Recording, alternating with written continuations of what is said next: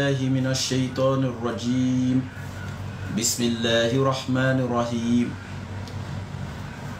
الحمد لله الذي أرسل رسوله بالهدى ودين الحق ليظهره على دين كله ولو كره المشركون يريدون ليطفئوا نور الله بأفواههم والله متم نوره ولو كره الكافرون. Ils veulent éteindre la lumière de la religion d'Allah de par leur bouche. Et Allah il fera vivifier sa lumière, même en dépit de l'aversion des mécréants. C'est lui qui a envoyé son messager avec la vérité ainsi que la religion de droiture, afin de la faire triompher au-dessus de toute autre religion, même en dépit de l'aversion également des associateurs. Nous implorons Allah, nous le magnifions, nous l'exaltons dans sa suprématie, dans sa seigneurie, dans sa divinité, alhamdulillah, dans ses attributs et dans son adoration. Nous lui disons merci pour sa grâce, sa miséricorde infinie. Nous lui disons shukran pour tout ce qu'il fait pour nous. Nous ne pouvons finir de remercier Allah, ne serait-ce que pour l'air que nous respirons, pour l'usage de la parole qu'il nous a donnée, l'usage de la vue et de l'écoute qu'il nous a donné, la santé qu'Allah nous a octroyée. Le fait de nous créer en faisant de nous des êtres humains n'a pas fait de nous des animaux comme des moutons, des cabris, etc., des singes et autres. Il a fait de nous des êtres humains parfaits en disant ceci concernant notre nature. Walaqad harful tahqiq karramna bani Adam. Il dit, et c'est ainsi, qad, certes, karramna bani Adam, nous avons honoré le fils d'Adam. C'est un honneur. Allah il nous a grandi, il nous a glorifié, il nous a honoré, subhanallah, en nous plaçant au-dessus de toutes les autres créatures. Allahu Akbar. Qu'est-ce qu'on a donné à Allah, nous les êtres humains, pour être aussi honorés par Allah? Il dit wa hamalnahum fil barri wal bahri wa fadalnahum ala kathirin mimma khalaqna. Allahu Akbar. Il nous prend entre le ciel et la terre à travers l'œuvre de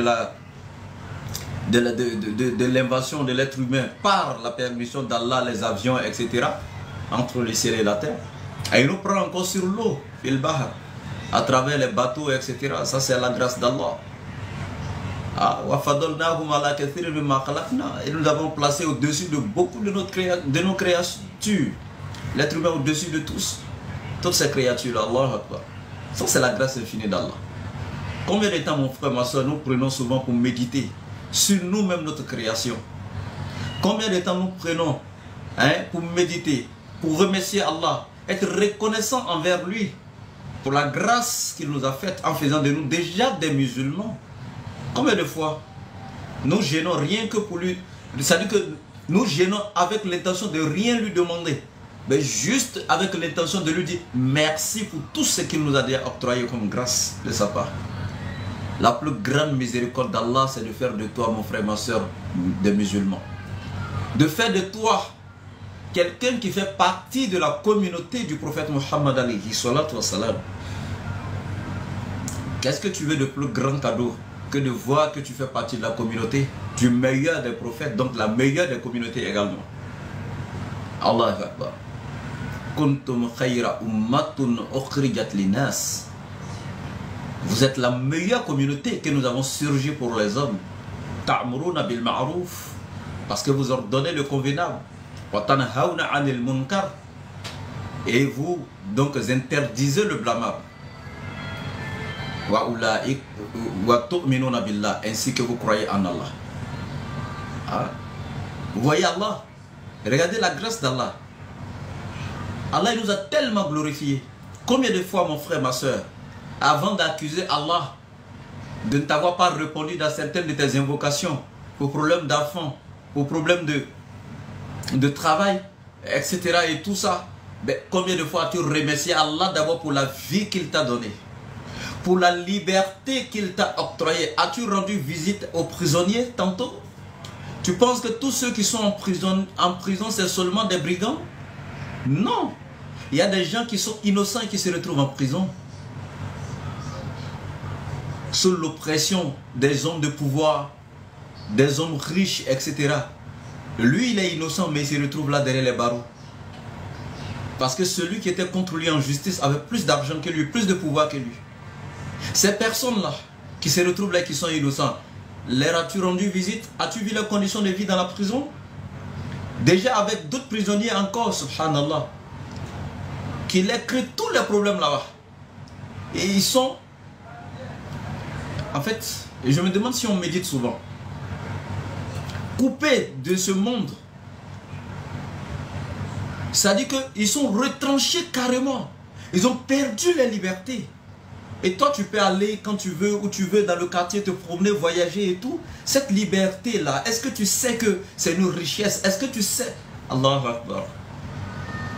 As-tu fait 24 heures seulement? J'ai dit bien 24 heures seulement derrière le barreau. Est-ce que tu as goûté à ça? 24 heures seulement détaché du monde. Même dans ta propre chambre. Quand est-ce que nous allons prendre conscience? Arrêter d'accuser Allah pour des petites choses qu'il ne nous a pas accordées et lui dire merci pour toutes ces grandes choses qu'il nous a accordées qui sont inestimables même, subhanallah. Subhanallah. N'avez-vous pas réfléchi un peu? N'avez-vous pas médité? La santé qu'Allah t'a donnée. Même aujourd'hui, nous, êtres humains, avons trouvé un slogan pour dire quoi? La santé n'a pas de prix, juste qu'elle a un coût. Quand tu rentres dans les hôpitaux et tout, c'est un slogan. C'est nous les êtres humains qui le disons. La santé n'a pas de prix, subhanallah. Mais ce qui est juste, a-t-elle un prix la santé? Comme je le disais hier dans la séance du tafsir, pendant que toi tu as perdu juste un petit boulot où tu es en train d'accuser Allah de n'avoir pas été retenu à un entretien d'embauche, il y a quelqu'un comme toi, les médecins viennent juste d'annoncer que lui vivra que 3 mois à cause de son cancer. Il ne lui reste à vivre que 2 semaines. Tu penses que la santé a un prix? Celui-là dont on dit qu'il lui reste 3 mois à vivre, tu penses qu'il pense à un entretien d'embauche là? Tu penses que lui il pense à de l'argent, à de la fortune, à un diplôme ici? Il pense à quoi? Toi là il t'a donné la vie, t'a donné la santé. Quand est-ce que tu diras merci à Allah? C'est quoi Allah il dit?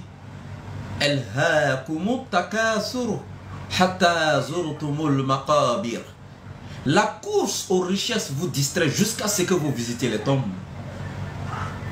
La course aux richesses vous distrait jusqu'à ce que vous visitiez les tombes. Allah Akbar.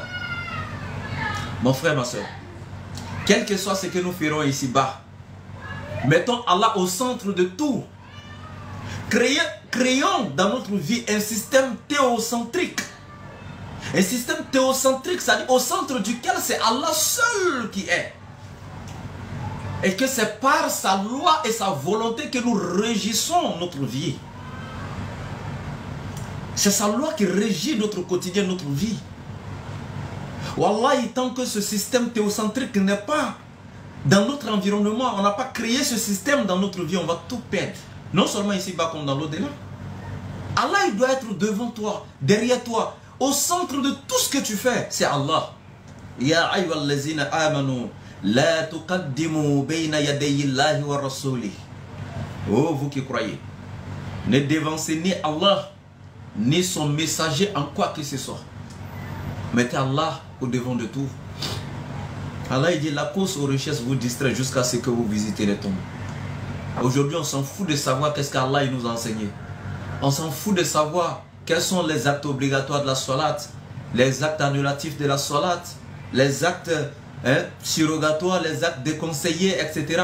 On s'en fout de savoir les ablutions, quels sont les différents types d'eau qu'on peut utiliser pour se purifier.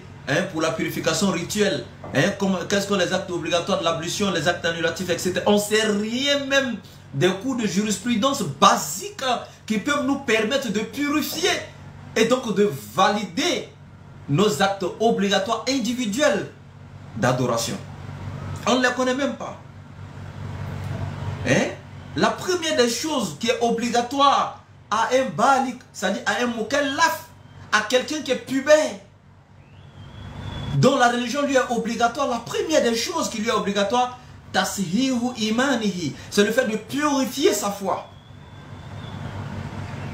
Le fait de purifier sa foi. La deuxième chose, c'est de chercher à connaître tout ce qui peut lui permettre de purifier et de valider tous ces actes obligatoires individuels dans l'adoration. Comme par exemple les piliers ou les jugements de la salat. Et quand on parle des jugements concernant la salat,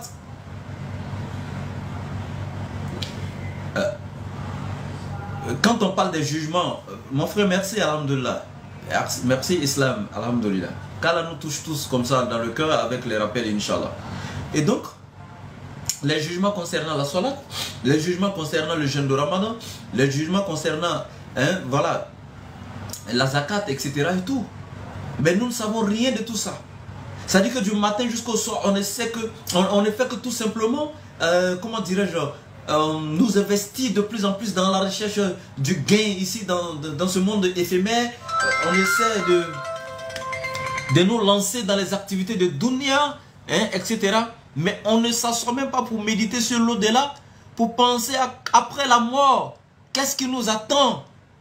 Quels sont les comptes que nous devons rendre devant Dieu? On ne s'interroge même pas sur ces choses-là. Subhanallah. Combien de gens sont musulmans depuis 10 ans, depuis 15 ans, depuis 20 ans, et ils ne savent même pas comment faire une réparation même dans la salat. Qabla salam wa ba'da salam. Qui sait? Combien? Depuis 20 ans d'islamisme ou d'islamité, toi toujours tu prends ton téléphone. Oustaz, dans la deuxième rakat, j'ai oublié de m'asseoir là. Je ne sais pas comment faire pour corriger. Depuis 20 ans que toi tu es musulman. Tu n'as pas honte d'appeler Oustaz pour lui poser cette question. Aujourd'hui, certains vont te dire, ah mais c'est pas facile, c'est pas facile. Même aujourd'hui, apprendre en arabe, là, c'est pas facile. Comment lire en arabe le Coran, vraiment c'est difficile. La langue française que toi tu parles là, ton père est français, ta mère est française. Aujourd'hui, tu es professeur d'espagnol. Ton père a-t-il vécu une seule fois en Espagne? Combien de temps toi tu as passé en Espagne, toi? Ben, tu es resté ici, tu es allé à l'école, tu as appris l'espagnol, tu as appris l'anglais, tu as appris le français. Jusqu'à tu es même professeur même dans ces langues-là. Tu les enseignes à autrui. Et la langue arabe, tu dis, tu ne peux pas apprendre, tu ne peux pas lire le Coran en arabe. Mais pourquoi vous faites ça, les frères et les sœurs? Allah il nous a envoyé le Coran comme rappel. Oui, mais ça ne s'arrête pas là. Nous en serons interrogés. Allah il dit au prophète, Fastamsik billezi uhiya ilayk. Et dit, tiens fermement à ce qui t'a été révélé de la part de ton Seigneur. Tiens fermement à ça, oh ya Rasoul, oh toi Muhammad. Tiens fermement à ce qui t'a été révélé de la part de ton Seigneur, le Coran. Et Allah, il ne s'arrête pas là. Wa innahu la zikrun laka wa li qaumika wa sawfa tus'alun. Allahu akbar. Allah, il dit ce Coran, la zikrun laka. Certes, c'est un rappel pour toi. Wa li qaumika, ainsi que pour ton peuple, pour ta communauté. Mais wasawfa tus'alun. Et Allah, il dit, et c'est certain que chacun d'entre eux seront interrogés en ce qui concerne le Coran. Allahu Akbar. C'est certain que nous serons tous interrogés en ce qui concerne le Coran. C'est le propriétaire du Coran qui parle. Allah wa sawfa tus'alun. Et le jour Allah, il va te demander. Il va t'interroger concernant le Coran alors que tu ne peux même pas lire une seule phrase dans le Coran. Que diras-tu à Allah, mon frère, ma soeur? Que diras-tu? Quand tu as des soucis, tu appelles les oustas, les imams pour lire le Coran chez toi à la maison. Pourquoi tu ne leur dis pas de prendre des livres d'histoire, géo, de mathématiques et autres pour lire? Pourquoi tu interviens avec le Coran? Pourquoi tu les appelles pour lire le Coran? Même quand il y a un décès, c'est le Coran. Eh bien, tu ne t'intéresses pas à toi aussi à apprendre à lire. Si ces oustas étaient concentrés dans la recherche de dunya comme toi, aujourd'hui, est-ce qu'ils allaient connaître le Coran? À plus forte raison, venir le lire chez toi à la maison. Qu'est-ce qui t'empêche, mon frère, d'apprendre à lire le Coran, la parole d'Allah?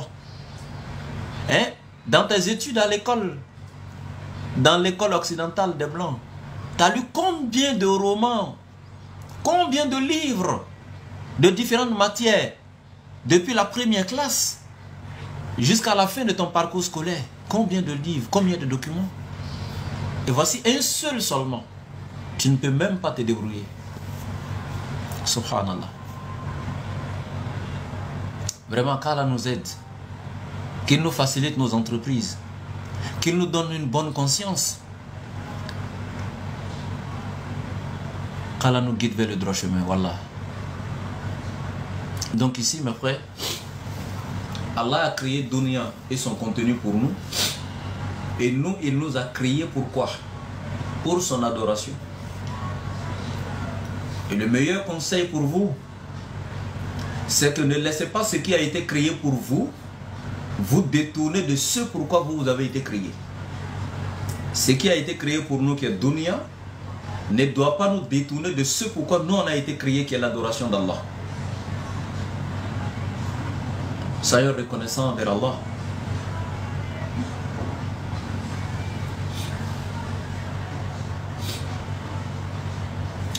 Bien, alhamdulillah,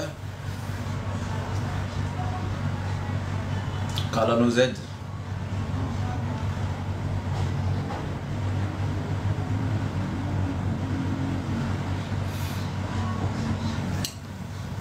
Toi qui es en train de me poser des questions dans les commentaires, Issa est né où?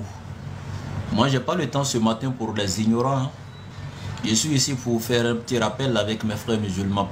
Je n'ai pas de temps vraiment à consacrer aujourd'hui à un ignorant en fait. Ou à un borné. Hein. Je n'ai pas le temps. Le temps d'aujourd'hui, c'est juste pour mes frères musulmans que je suis en direct ce matin. Voilà. Désolé, mais je n'ai pas le temps à partager aujourd'hui gratuitement avec des ignorants. Voilà. Le temps d'aujourd'hui, ce matin-là, il est bien précieux. C'est pour de beaux rappels. Alhamdulillah. Donc tu peux aller voir tes collègues. Voilà. Et puis leur poser cette question. Donc ici, je vous avais dit hier que j'avais commencé une séance de tafsir du Coran, commençant par la sourate Baqarah. Hier, on n'a pu faire qu'un seul verset. Et j'aimerais continuer un peu. Voilà. Bon, pour aujourd'hui, je ne vais pas rentrer dans trop de détails pour pouvoir faire beaucoup de versets. Parce que hier, j'ai fait 1 heure de temps sur un seul verset. C'est-à-dire que le tafsir d'un seul verset, j'ai fait 1 heure de temps dessus. Donc, si je dois continuer comme ça, on ne va pas finir même en 10 ans. Donc, je préfère aller... voilà. Ce que vous allez comprendre, ça sera clairement expliqué. Mais je n'ai pas trop resté dessus, quoi. Voilà. Voilà. Donc, Inch'Allah. بعد أعوذ بالله من الشيطان الرجيم بسم الله الرحمن الرحيم ألف لام ميم ذلك الكتاب لا ريب فيه هدى للمتقين. Allah dit ذلك الكتاب لا ريب فيه. Il dit ذلك الكتاب.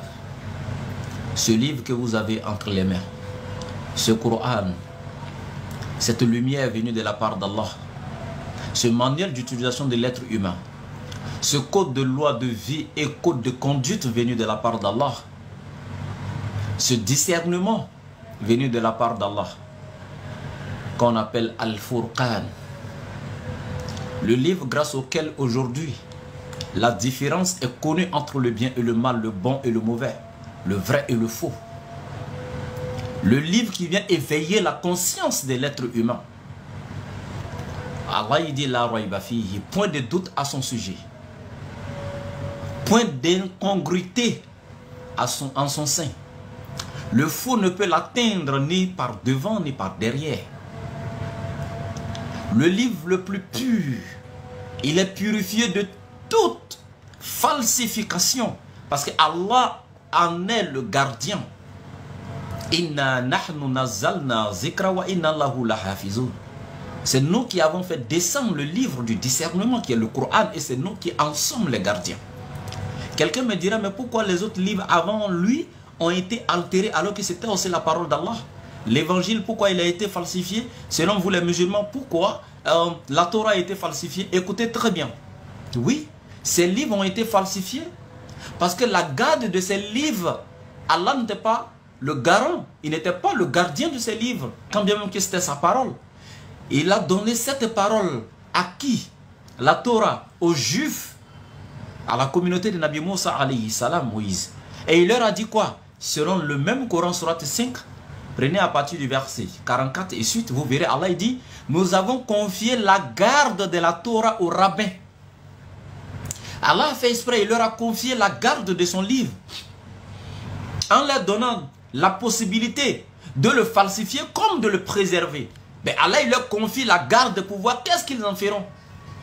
C'était une preuve, c'était un test. Allah, il leur donne pour voir qu'est-ce qu'ils feront.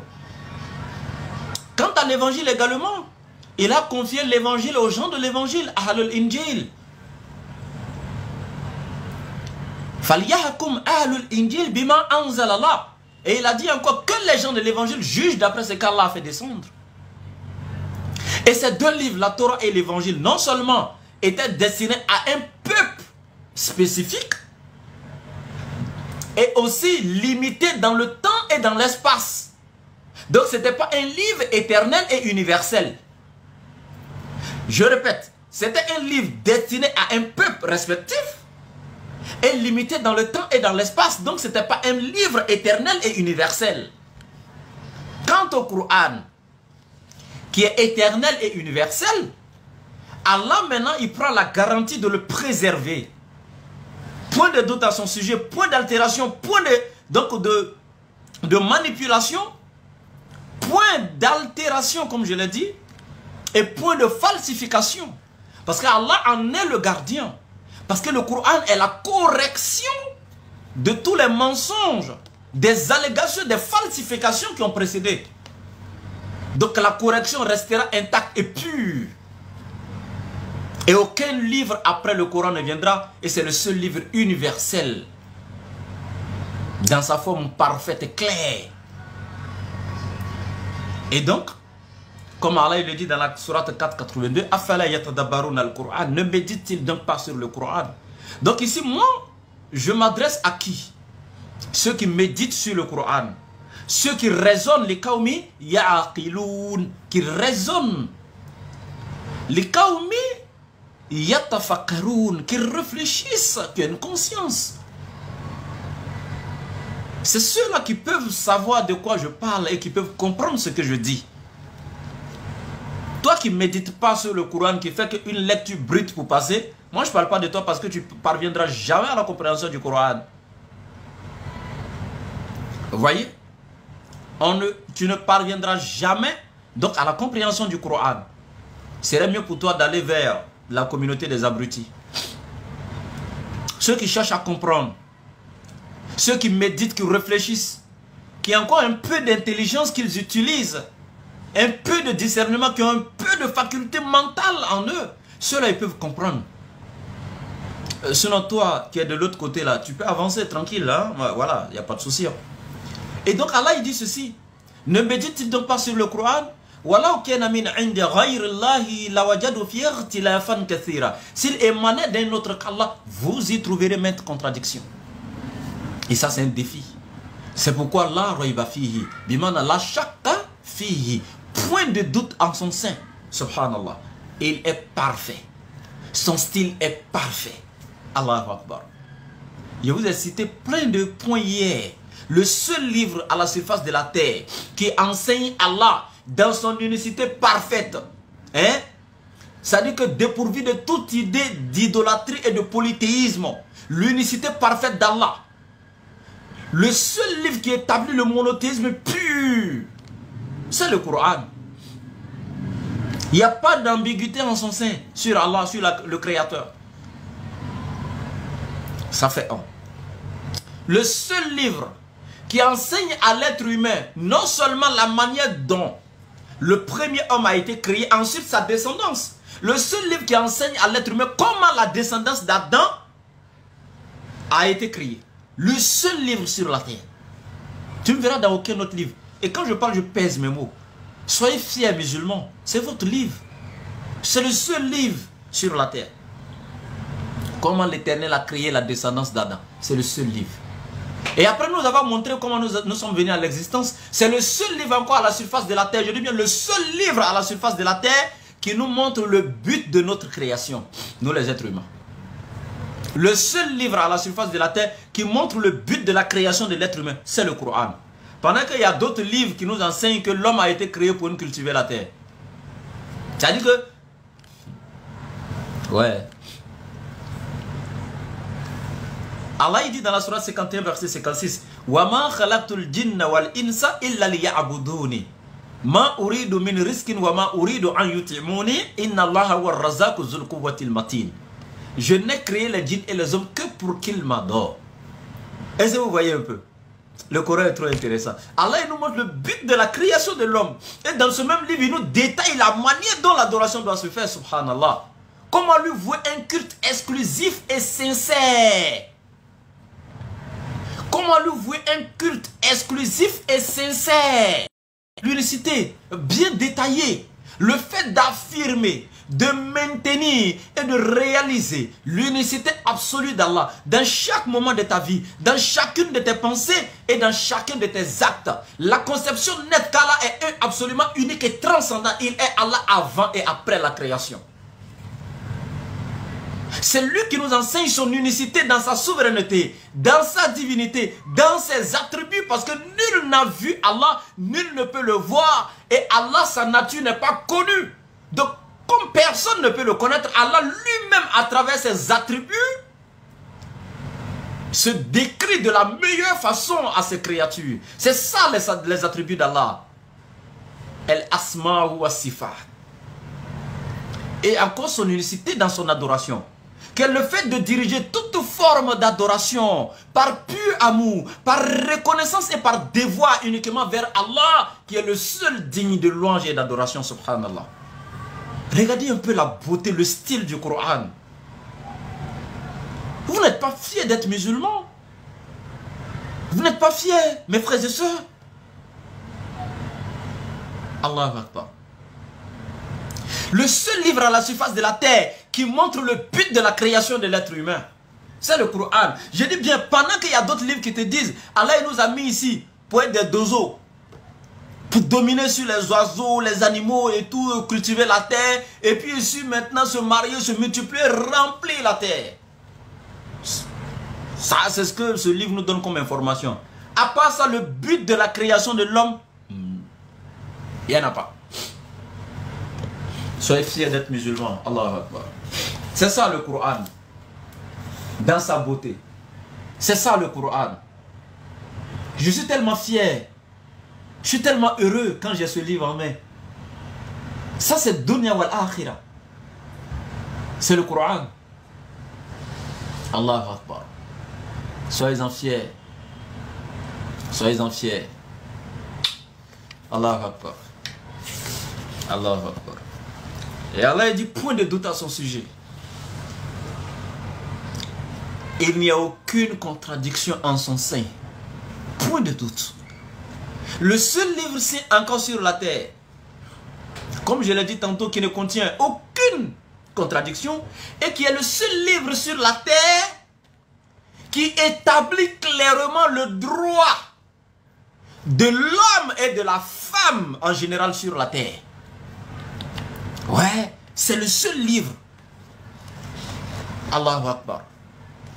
Avant la déclaration universelle des droits de l'homme à Genève, le seul livre depuis les années 609 à 610, pendant que la déclaration universelle des droits de l'homme, ça a été fait quand? Dans les années 1900. Ben alors que depuis les années 609 à 610, ce livre avait déjà établi le droit et les libertés des hommes depuis leur naissance à travers le prophète alayhi salatu wa salam. Tous les êtres humains naissent libres et égaux. Le prophète avait déjà prononcé ça alayhi salatu wa salam. Allah avait déjà établi les droits de chaque être humain. Même le droit à la vie.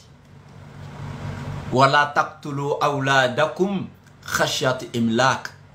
Nahnu narzuqukum wa iyahum.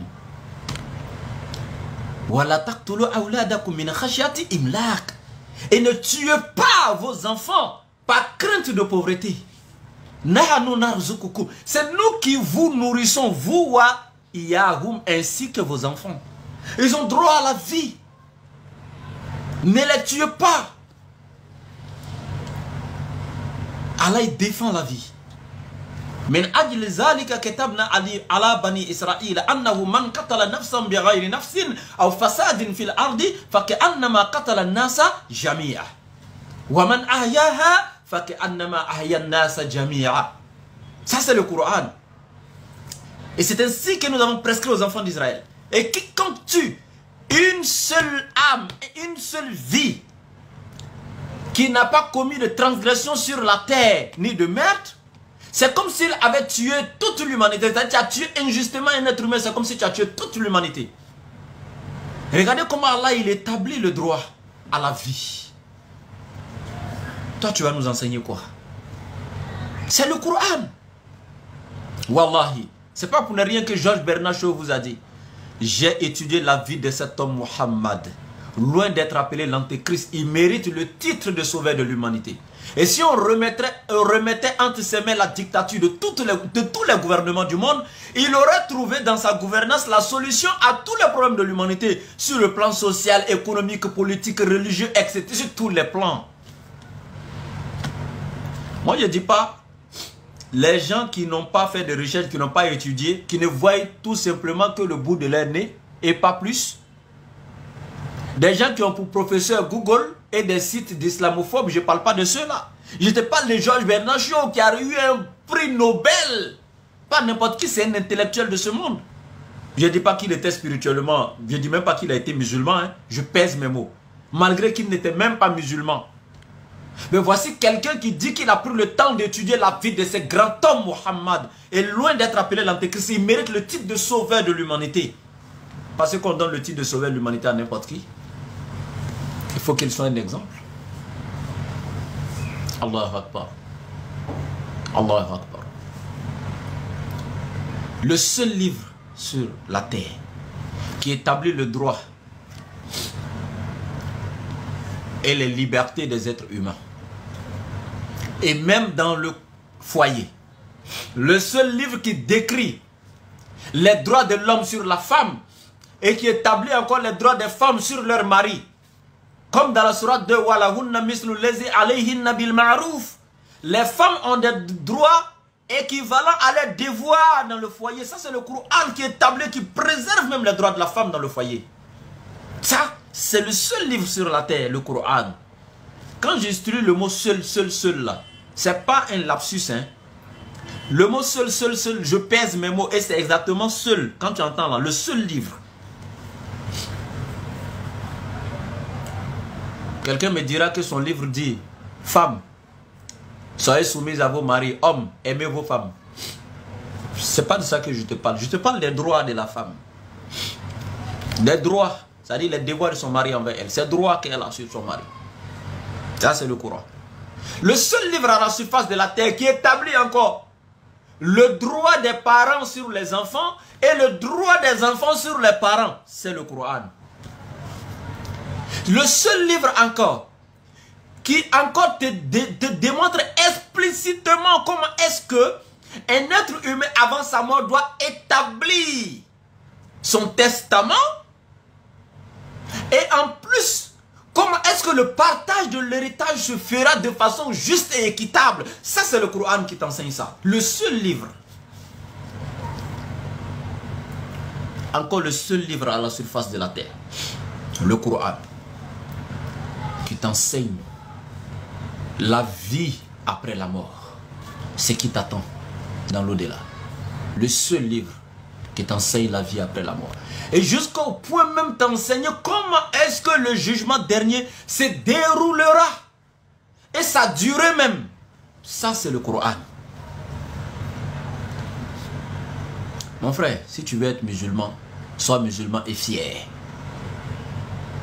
Wallah. J'ai oublié, j'avais promis de ne pas donner trop de détails. Et voilà. Vous savez, moi j'aime parler. Hein. Ouais. Et pas parler de vaines paroles. Quand je suis devant le Coran, je deviens fou. Je deviens fou d'Allah. Je deviens fou dans la foi. Vous ne pouvez pas imaginer ce que ça me fait. Je vous ai dit tantôt que j'ai un problème de santé, vous le savez, mes internautes. Mais quand vous me voyez prêcher comme ça, vous ne savez pas. Mais dès que je ferme, souvent ça ne va pas. Mais quand je suis là, dans ce laps de temps-là, je suis plus solide que vous. C'est Allah, l'énergie. J'aime tellement parler de Dieu. C'est ma vocation dans ma vie. J'aime tellement servir mon Seigneur. J'aime tellement partager sa parole. Donc je vais tenir ma promesse, on va avancer. Et c'est le verset de hier là que j'étais en train de retoucher rapidement, c'est ça qui est là. Là, point de doute au sujet du Coran. Hudan, c'est un guide. Lil muttaqin, pour les pieux. Donc ne pensez pas que le Coran là est venu pour tous. Hein. Eh oui, il est certes venu pour tous. Mais qui sont ceux qui vont bénéficier du Coran? C'est les craignants de Dieu. C'est ceux-là que le Coran va guider. C'est ceux-là que le Coran va préserver. C'est ceux-là que le Coran va éclairer dans leur vie. C'est ceux-là que le Coran va orienter. Ceux qui craignent Dieu. Parce qu'Allah il a dit l'iman lil muttaqin. C'est pour les pieux. Le Coran n'est pas venu te donner la richesse. Parce qu'il y en a quand il devient musulman et puis quelques jours après il dit bah, moi je suis devenu musulman, il y a eu trop de problèmes. Nanani, nanana, il ressort de l'islam. C'est ton problème. Allah il dit au prophète alayhi salatu wassalam Toha Ma anzalna alayka al-Qur'ana litashka illa tazkiratan liman yakhsha. Et il dit oh toi Muhammad Toha Ma anzalna alayka al-Qur'an. Nous n'avons pas fait descendre sur toi ce livre, le Coran, litashka, afin que tu sois malheureux. Illa, sauf tazkiratan, c'est un rappel liman yakhsha pour celui qui craint Allah. Et c'est pourquoi Allah dit wattaqullaha wa yu'allimukumullah. Si vous craignez Allah, Allah vous donnera la connaissance. Tu crains Allah, Allah te donne la connaissance du Coran. Tu crains Allah, le Coran devient un guide pour toi. Lil muttaqin, hudan lil muttaqin. Wattaqullaha mastata'tum. Wa man yattaqillaha yaj'al lahu makhrajan.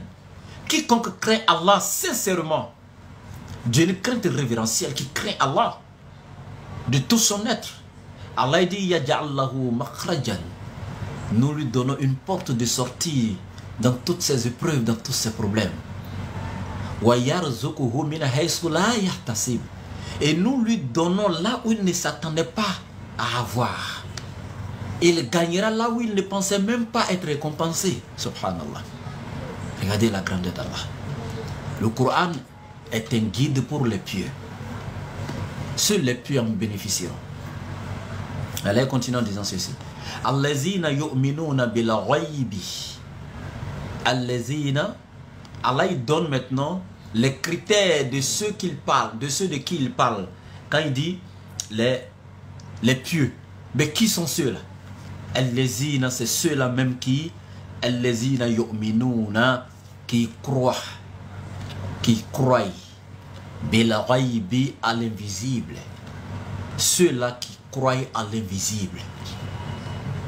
Ils n'ont pas vu Allah. Ils croyaient à l'existence d'Allah. Ils savent que Allah est là. Il existe. Et Allah est plus proche d'eux-mêmes que la veine jugulaire. Yu'minuna bil ghaib. Ils croient en l'invisible. Ils croient à Allah. Wa malaikatihi. Ils croient en ses anges, aux anges d'Allah, à l'existence des anges. Wa kutubihi. Ils croient au livre d'Allah révélé.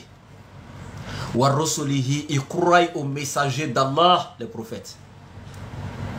Wal yawmil akhir, ils croient au jour dernier, le jour du jugement. Wal qadar, et ils croient au destin, qu'il soit bon ou mauvais. Voici les véritables croyants. Et yu'minuna bil ghaib. Ils croient à l'enfer, l'existence de l'enfer, alors qu'ils n'ont pas vu. Et ils craignent Allah. Ils croient à l'existence du paradis, alors qu'ils n'ont pas vu, et ils invoquent Allah pour être récompensés par le paradis. Voici les véritables croyants. Et ils ne voient pas pour croire. Et ils croient même sans voir. C'est pourquoi le prophète alayhi salatu wassalam, en décrivant cela, a dit ceci. Un jour à ses sahaba, lorsqu'il sortait après une ziyara au cimetière, il était un peu calme, renfermé sur lui, triste. Et ces sahaba qui vont lui poser la question, Ya Rasulallah, qu'as-tu, etc. Pourquoi tu as testé, etc. Il dit, je pense à mes frères. Et mes frères me manquent. Les sahaba lui disent, Ya Rasulallah, ne sommes-nous pas tes frères? Il dit, non, vous n'êtes pas mes frères. Vous êtes mes compagnons. Mes frères sont ceux qui viendront à la fin. Hein? C'est-à-dire qu'après, des communautés, ceux qui viendront après nous. Ils ne m'ont pas vu, moi, Muhammad, mais ils croiront en moi. Ils m'aimeront comme s'ils me chériront. Allah Akbar, comme s'ils m'avaient vu. Ils n'ont pas été là en mon temps, pendant mon ministère, pour voir la révélation descendre sur moi. Ils n'ont pas été témoins. Mais ils croiront en moi d'un amour sincère et pur, profond. C'est ceux-là, mes frères. Mes frères, c'est vous les frères de Rasulullah alayhi salatu wassalam. Vous êtes ses frères. Mais il y a quelle fierté, il y a quelle gloire, il y a quel bonheur de savoir que tu es le frère. Et c'est le prophète même qui déclare que tu es son frère, tu es sa soeur, subhanallah. Qu'est-ce que vous voulez, mes frères? Qu'est-ce que vous voulez, subhanallah? Quoi de plus grand que d'être le frère du prophète alayhi salatu wassalam? Moi, j'ai la chair de poule quand j'étudie ce hadith. Allah Akbar.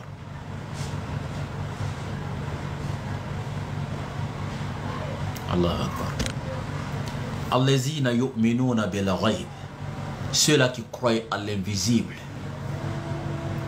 Wa yuqimuna as-salata. Et qui accomplissent la salat avec assiduité en respectant toutes les conditions. Ah. Allah dit wa yuqimuna as-salata. Il n'a pas dit, il a mis un mot ici qui est important, qui est yuqimuna. Ah. Les piliers sur lesquels la salat est arrêtée tiennent. Yuqimuna as-salat. Ils font la salat en respectant les piliers de la salat. Son heure, en d'autres termes son temps, le temps de la salat, ses conditions et tout, ils respectent en bonne et due forme dans l'accomplissement de la salat. Et ils ne s'arrêtent pas là. Wa mimma razaqnahum yunfiqun. Et de ce que nous leur avons octroyé comme bien, comme gain dans ce monde, yunfiqun, ils font largesse avec. Ils partagent avec autrui, avec les nécessités, avec les pauvres, avec les ayants droit et les besogneux. Ils partagent ce que nous leur avons octroyé. Et j'ai dit généralement, nous, généralement, il y a beaucoup d'oustaz aussi qui manquent de foi, souvent qui sont tellement attirés par Dunia. Quand ils arrivent sur ce genre de verset, ils prennent ça pour attribuer seulement qu'aux riches. Oui, les riches ont un grand rôle à jouer ici. Ils doivent partager, aider les pauvres, les soutenir. Mais en même temps, Allah dit wa mimma razaqnahum. La richesse, l'argent n'est pas la seule risque qu'Allah donne. Il y a même ce que je suis en train de faire avec vous. Le petit savoir qu'Allah m'a confié. Hein? Le petit savoir qu'Allah m'a confié. C'est aussi un gain. C'est un don d'Allah. Et je dois partager. Wa mimma razaqnahum. C'est une grâce d'Allah qu'il m'a faite. Yunfiqun, je dois partager avec vous. Oui, c'est ça. Tu peux avoir 2, 3 tuniques alors qu'il y a ton frère qui n'a même pas une petite chemise. Donne-lui une chemise. Hein? Partage ce que tu as avec celui qui n'en a pas. C'est ce qu'Allah dit. Pendant que toi, tu as une vingtaine de maisons, donc tu as mis plein en location, etc. Voici un de tes frères qui est en train de souffrir, il n'a plus le frappe. Il n'a pas où reposer sa tête avec ses enfants qui ont les bagages dans les rues. Tu peux au moins lui donner une chambre pour l'héberger le temps qu'Allah lui donne une porte de sortie. Aidons-nous, soutenons-nous, et c'est ce qu'Allah dit. Man la yarham la yurham ilayhi. Quiconque ne fait pas miséricorde autour de lui, celui, Allah aussi ne lui fera pas miséricorde en retour. Toi, tu ne fais pas miséricorde autour de toi, Allah ne te fera pas miséricorde. Toi qui ne pardonnes pas, Allah ne te pardonnera pas. Toi qui n'as pas pitié, tu n'auras pas de pitié de la part d'Allah. C'est de ça qu'il s'agit. Wa mimma razaqnahum yunfiqun. Alhamdulillah. Mes frères et sœurs en islam, soyons de très bons musulmans. Soyons des musulmans pratiquants, actifs sur le terrain. Apprenons notre religion. Donnons-nous à 100% à notre Seigneur. Wallahi. Soutenons-nous les uns les autres. C'est très important. Tu ne sais même pas laquelle de tes bonnes actions sera la cause de ton entrée au paradis ou la cause du pardon de tous tes péchés. Peut-être que le malade que tu as vu là, qui avait juste besoin de 10 000, 15 000 francs pour payer son ordonnance, alors que toi tu as peut-être 500 000 voire 1 million sur toi. Tu lui as donné 15 000 sans considérer même l'action que tu as posée. Oui, pour toi ce n'est rien. Mais pour celui qui a reçu ça, la situation dans laquelle tu l'as sorti, si tu pouvais savoir ce tact-là auprès d'Allah, ce que ça vaut pour toi. En plus de tes actes d'adoration. Faisons le bien avec ce qu'Allah nous a confié, avec ce qu'Allah nous a octroyé. Parce que ça ne restera pas éternel avec nous. Soit ça finira pour nous laisser en vie, soit nous mourrons pour laisser ça après. Alors, pendant qu'on est encore vivant, donnons ce qu'on peut donner. Et c'est un investissement parce que ce que tu donnes de ton vivant pendant que tu possèdes ça toi-même, c'est ce que tu gagnes auprès d'Allah le jour de Yawm al-Qiyamah. Mais quand tu vas mourir, pour laisser ici, ce que les gens vont prendre, ce que les gens feront de ça à ton absence là, ça ne te servira à rien. Si tes enfants prennent pour aller en boîte, tu auras les péchés. S'ils prennent pour aller investir dans la fornication, dans l'adultère, tu auras les péchés. Mais s'ils prennent pour faire le bien, tu n'auras aucune récompense. Et si vous voyez, vous entendez ce que je dis. Tu meurs pour laisser des milliards. Alors que de ton vivant, toi-même, tu n'as pas donné aux gens. Tu n'as pas investi massivement dans la cause d'Allah avec, au maximum. Après ton décès là, si tes enfants font du bien avec là, le bien revient à eux, pas à toi. Mais s'ils font du mal, c'est toi qui vas récolter le mal avec.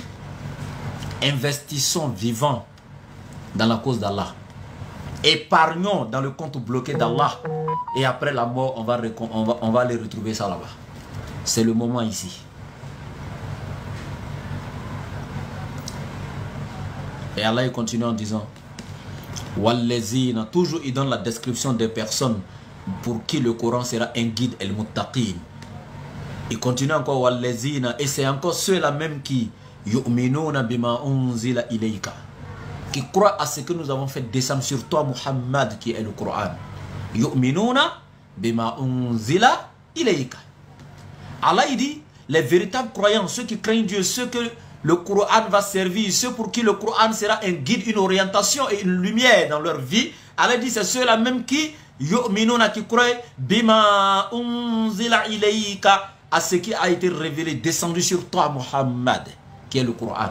Mais mon frère, toi tu dis tu crois au Coran sur le bout des lèvres, tu ne l'écoutes jamais. Même le tafsir que Oustaz de la Bagou est en train de faire ici, quand tu arrives là tu zappes, tu écoutes une minute et puis tu zappes. Tu préfères aller écouter des futilités, regarder des filles dénudées sur TikTok. Tu préfères passer quoi? Parce que ça c'est pas trop important. Tu préfères passer aller regarder d'autres choses, hein, des conneries sur internet comme les histoires de Balthazar ou je sais pas quoi, du n'importe quoi, subhanallah. Et tu dis que tu es musulman, quand on te demande quel est ton livre, tu dis c'est le Coran. Allah il dit non. Ceux qui croient à ce que nous avons révélé sur toi, nous avons fait descendre sur toi, qui est le Coran. Mais croire au Coran, ça veut dire quoi? Tu ne peux pas croire au Coran sur le bout des lèvres alors que tu ne l'étudies pas, tu ne l'écoutes pas, tu ne l'apprends pas, tu ne médites pas sur lui. Subhanallah, comment est-ce que toi tu crois au Coran? Ceux qui croient, ils sont là actuellement dans le live. C'est ça la croyance dans le Coran. Et je vous assure, pour celui qui cite les versets, pour celui qui vous prêche actuellement, pour chaque lettre alphabétique du Coran, pour chacune des lettres, si je dis alif, c'est une seule lettre. Ba'un, c'est une seule lettre. Pour alif seulement, ça fait 10 mérites pour moi. Et pour vous qui avez écouté, ça fait 10 mérites pour vous. Pour chacune des lettres prononcées par moi, 10 mérites pour moi. Pour chacune des lettres prononcées par, écoutées par vous, 10 mérites pour vous. 10 bonnes actions pour vous. Mais imaginez-vous combien de phrases j'ai déjà lues. Et même quand je lis la lettre et que je la répète, si vous l'avez réécoutée 10 fois, pour chacune des 10 fois, vous avez 10 fois autant de bonnes actions. Est-ce que vous regardez la grâce d'Allah? Et les savants vont jusqu'à nous dire non seulement 10 mérites pour chaque lettre et 10 péchés pardonnés également. Et sachez encore quand Allah pardonne les péchés, il ne les efface pas en les jetant, mais non seulement il les efface et il est converti en bonnes actions encore pour toi, subhanallah. Mais qu'est-ce que vous voulez? Allah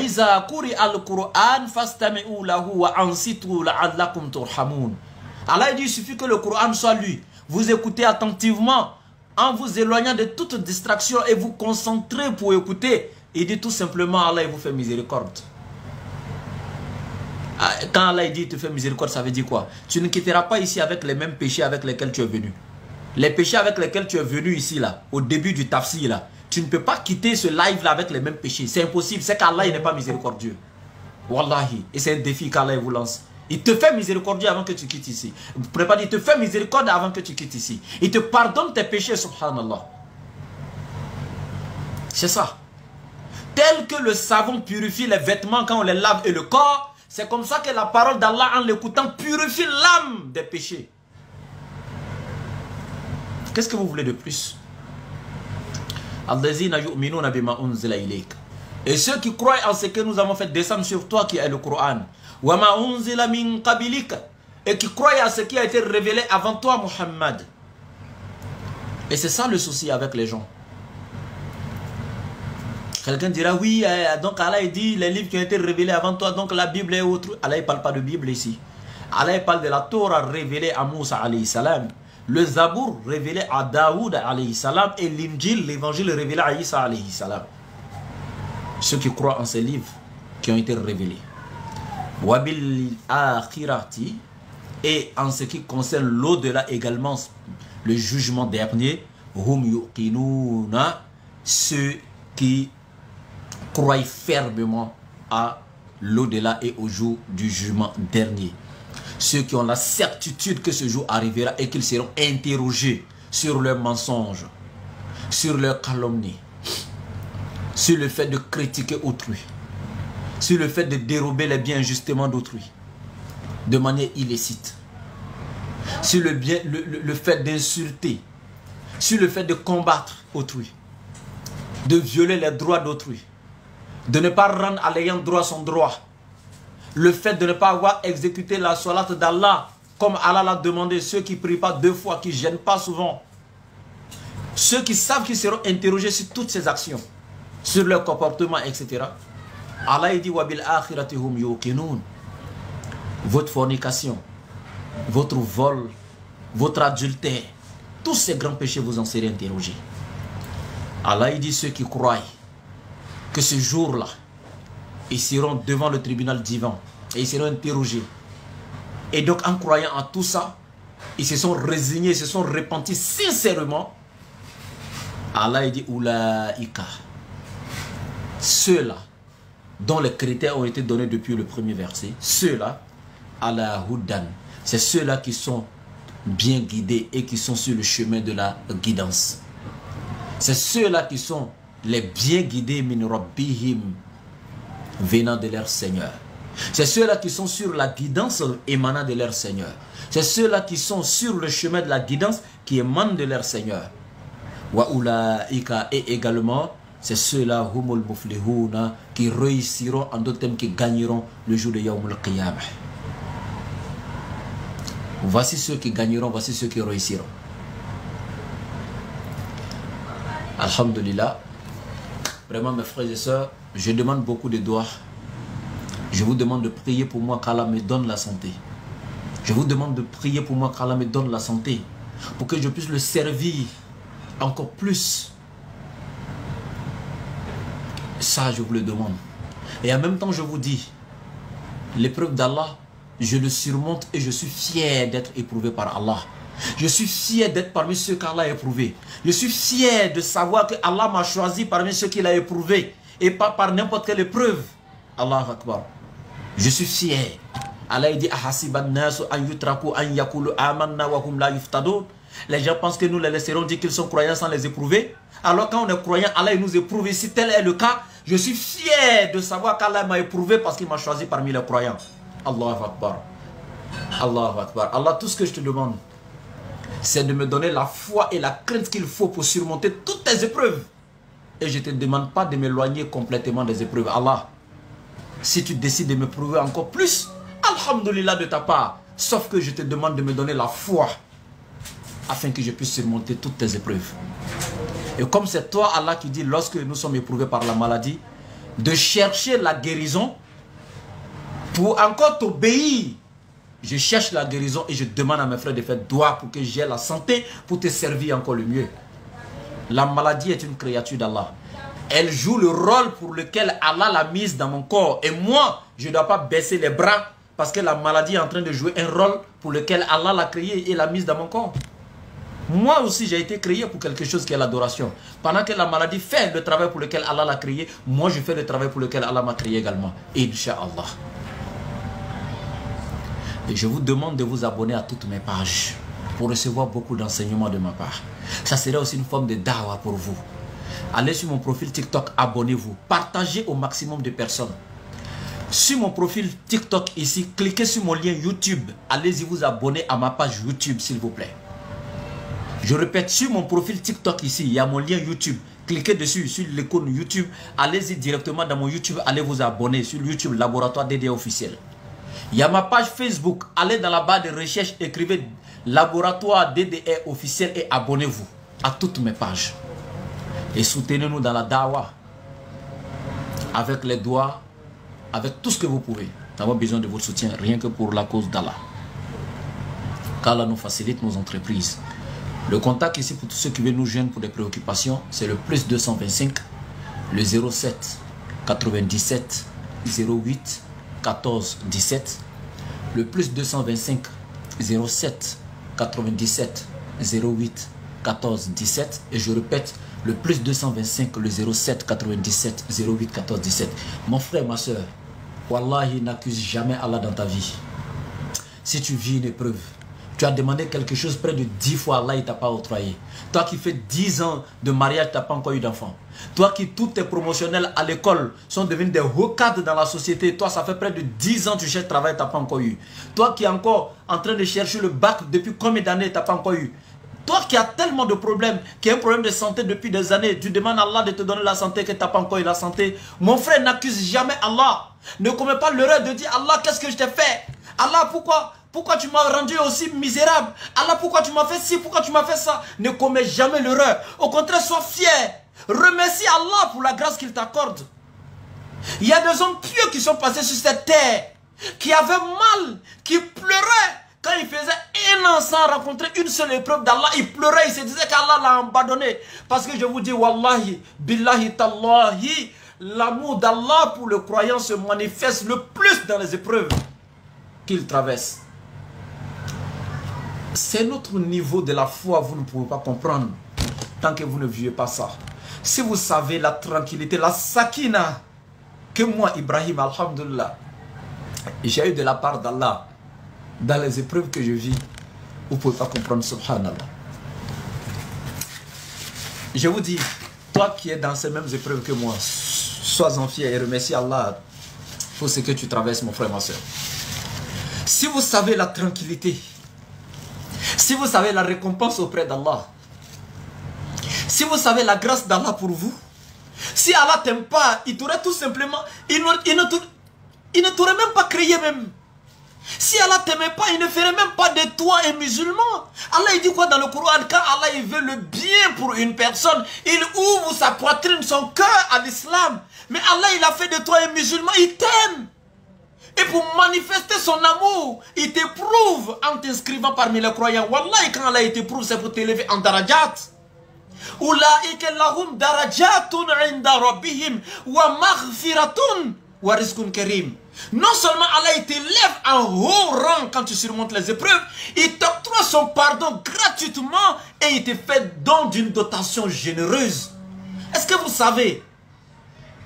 Est-ce que vous savez ce que c'est? C'est une grâce d'Allah. Tu ne sais même pas que si Allah t'avait donné des milliards, ça allait être la cause de ton égarement. Et c'est pourquoi Allah t'a laissé pauvre. Parce que dès que tu serais riche, automatiquement le Satan aura raison de toi. Tu ne sais même pas pourquoi Allah t'a préservé dans cette pauvreté. Tu ne sais même pas pourquoi Allah t'a préservé. Hein? En ne te donnant pas d'enfant depuis 10 ans. Tu cherches un enfant, Allah il t'a pas encore donné un enfant, tu ne sais même pas pourquoi. Peut-être que ton premier, ton deuxième enfant, peut-être que l'enfant que Allah il te donnerait, l'enfant allait être ta cause de mécréer, la cause de ton égarement sur la voie d'Allah. Allah il a préféré te laisser sans enfant et te donner le paradis, subhanallah. Tu ne sais même pas. Tu as demandé 100 000 francs à Allah hier. Depuis une semaine, Allah il t'a pas encore donné les 100 000 francs. Et tu accuses Allah? Tu sais pourquoi Allah ne t'a pas donné les 100 000? Peut-être que les 1 million que tu as demandé à Allah, si tu avais exaucé, dès que tu aurais eu les 1 million, voici un accident grave qui allait te prendre. Tu allais avoir un accident grave, peut-être mortel.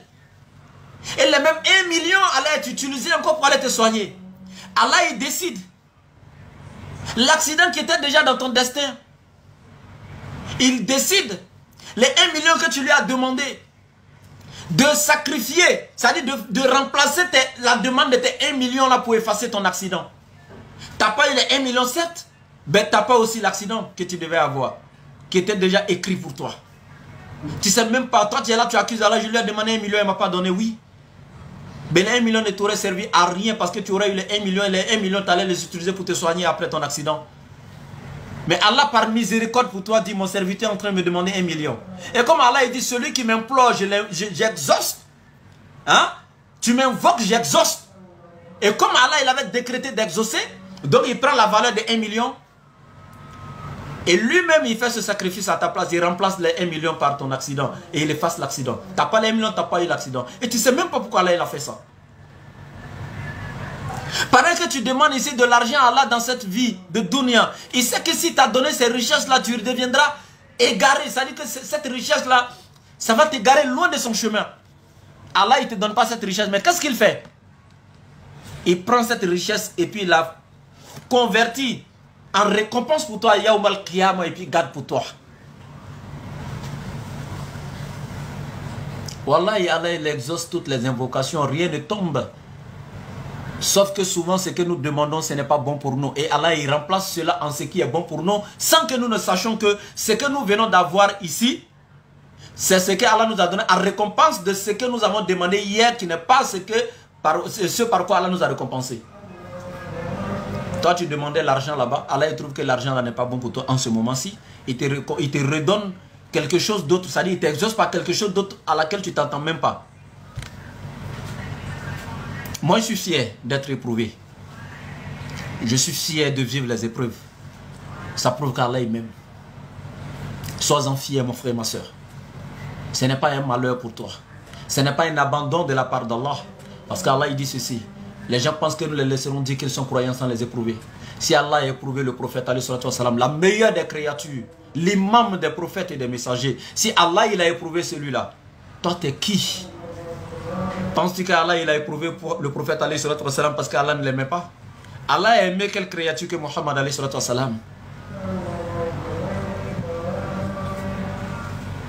Qu'Allah nous facilite, qu'Allah nous pardonne tous nos péchés. Nous vous demandons de nous soutenir dans les doigts. Qu'Allah nous donne la foi et la force de continuer à œuvrer pour sa cause. Soutenons-nous aussi dans la connexion et tout ce qu'il faut pour que nous puissions parvenir à faire la dawa à tout moment. Nous en avons besoin. Et nous, quand on a un peu, on n'a pas besoin de vous demander de nous aider pour la connexion et autres. Mais quand on vous demande, c'est qu'en ce moment, il y a trop de soucis. Donc soutenez-nous pour la cause d'Allah. Nous ne le faisons pas pour dunya, mais nous vous demandons en tant que frères musulmans de nous soutenir pour que nous puissions continuer à transmettre le message d'Allah. Nous ne vous demandons pas de nous soutenir pour vivre avec notre famille, etc. Si nous mourons de faim, c'est une décision, c'est notre vocation. Nous avons décidé de sacrifier notre vie de ce monde matériel, rien que dans la cause d'Allah. Nous n'avons pas besoin d'avoir des milliards, moi personnellement, ou quoi que ce soit, non. Il a décidé de servir Allah comme les prophètes, comme les compagnons, etc. Si Allah me laisse dans la faim, alhamdulillah. Si je meurs de faim, alhamdulillah. Si je meurs de maladie, alhamdulillah. C'est mon choix, c'est ma foi. Mais pour que nous puissions partager la parole d'Allah avec vous, nous avons besoin de beaucoup de choses. Et nous vous demandons de nous soutenir dans ce sens. Et j'ai dit merci à certains de mes frères qui souvent me disent, Oustaz, on veut te soutenir pour ta maladie. Alhamdulillah. Vous ne le faites pas pour moi, vous le faites pour Allah. Parce que si j'ai la santé parfaite et que j'enseigne, je transmets le message de Dieu, tous ceux qui ont participé auront aussi des récompenses. Donc qu'Allah nous donne, c'est l'homme qui soigne, c'est Allah qui guérit. Qu'Allah nous facilite et qu'il nous donne la foi surtout. Assalamu alaikum à tous. Je donne mon contact pour ceux qui veulent me contacter pour des questions et autres. Le plus 225, le 07 97 08 14 17. Le plus 225, le 07 97 08 14 17. Inch'Allah. Salam alaikum à tous.